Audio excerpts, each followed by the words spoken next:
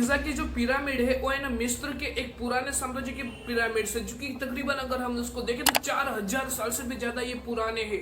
देखिए इस पिरामिड को बनाने में ना बहुत सारे साल और बहुत सारी मेहनत लगी थी, और कहा ऐसा जाता है कि इस पिरामिड के अंदर है ना 2.3 मिलियन पत्थर और ब्लॉक लगे हुए थे। तो देखिए गिजा का जो पिरामिड है वो है ना इजिप्ट में मौजूद है, जो कि ये 7 वंडर्स ऑफ वर्ल्ड में भी इनका नाम शामिल है। तो देखिए जो गिजा के जो पिरामिड है वो है ना बहुत ही पुराने हैं और इनके ना बहुत साल हो चुके हैं, जो कि 4000 से भी ज्यादा। और इनकी लोकेशन की बात करें तो इजिप्ट के अंदर जो कोहिला है उनके ना बाहरी इलाके में ये स्थित है।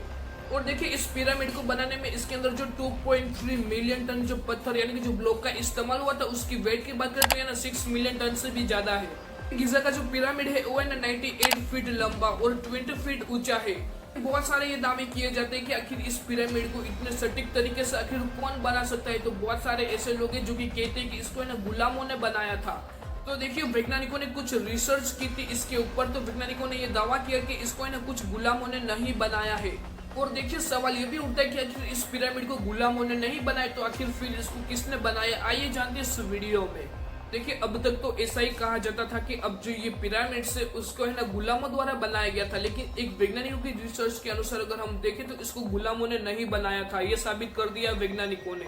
तो साइंटिस्ट यानी कि जो वैज्ञानिक है उसके अनुसार अगर हम देखें तो जिसने भी ये पिरामिड्स बनाए हैं वो है ना पेशेवर के श्रमिक थे, जो कि नियमित रूप से है ना काम करते थे अपने वेतन के लिए। और देखिए वैज्ञानिकों ने पिरामिड्स के अंदर भी कुछ ऐसी खोज की है, जो कि ये श्रमिक की जो मूर्तियां है वो उनके अंदर मिली है, जिन्होंने है ना इस पिरामिड को बनाया था। तो देखिए गिजा के पिरामिड के अंदर जो कब्र है उनके अंदर जो मूर्तियां है उससे ये साफ होता है कि इसको बनाने के पीछे जो श्रमिक है उनका भी है ना बड़ा योगदान था, और उनको श्रमिक भी है ना उनको ना सम्मान भी दिया था।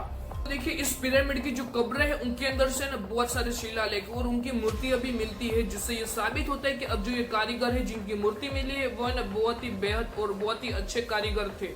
कुछ एक्सपर्ट का ऐसा भी कहना है कि अगर जो पिरामिड बनाने वाले अगर गुलाम होते तो उनकी जो मूर्तियां है वो है ना कब्र के अंदर नहीं होती, तो जिससे ये साबित होता है कि अब जो जिसकी मूर्ति जो कब्र के अंदर है वो गुलाम नहीं थे बल्कि अच्छे कारीगर थे। कुछ एक्सपर्ट का ऐसा भी कहना है कि अब जो ये साइंटिस्ट की जो टीम थी जो कि गाजा के पिरामिड्स के अंदर गई थी, उनको है ना बहुत ही खतरनाक रास्ते से अंदर गुजरना पड़ा था। देखिए साइंटिस्ट लोग अब जो पिरामिड्स के अंदर गए थे उनको वहां से ना बहुत ही पुरानी चीज मिली थी, पुराने शिलालेख मिले थे, वहाँ पे पुरानी पेंटिंग्स मिली थी जिनको समझना बहुत ही मुश्किल था।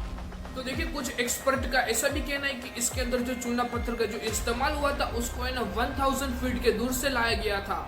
देखिए वैज्ञानिकों को है ना विशेष रूप से ना एक रेप भी मिला है, जिसके जरिए जो पत्थर थे उनको है ना ऊपर लाया गया था। और देखिए अब जो ये पुरानी चीजें हैं जिसके जरिए पत्थर ऊपर लाया गया है, ये टेक्निक के जो साधन होते हैं वो भी है ना वैज्ञानिकों को मिलते हैं, जो कि है ना इसको समझने में और भी उनकी मदद करते हैं। कि अब जो ये गाजा के पिरामिड है वो अपने आप में है ना एक बहुत ही खास बात है, जो कि 7 वंडर्स ऑफ वर्ल्ड में भी इसका नाम शामिल होता है।